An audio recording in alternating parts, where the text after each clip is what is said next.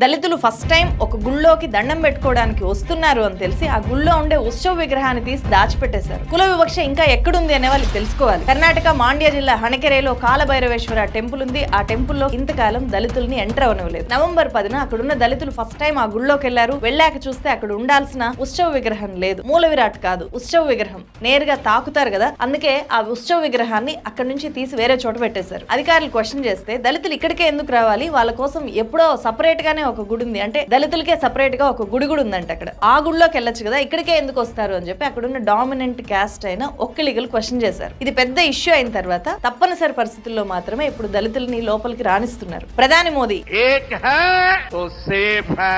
UP CM యోగి అంటే ఒక్కటిగా ఉంటేనే భద్రంగా ఉంటాము, విడిపోతే విధ్వంసమే అని చెప్పి వీళ్ళు చెప్తున్నారు. బట్ ఇలాంటి కుల వివక్ష ఘటనలు జరిగినప్పుడు వీళ్ళు ఎందుకు మాట్లాడరు? కుల వివక్ష పోయేలాగా ఇలాంటి ఒక్క నినాదం కూడా ఎందుకు ఇవ్వరు?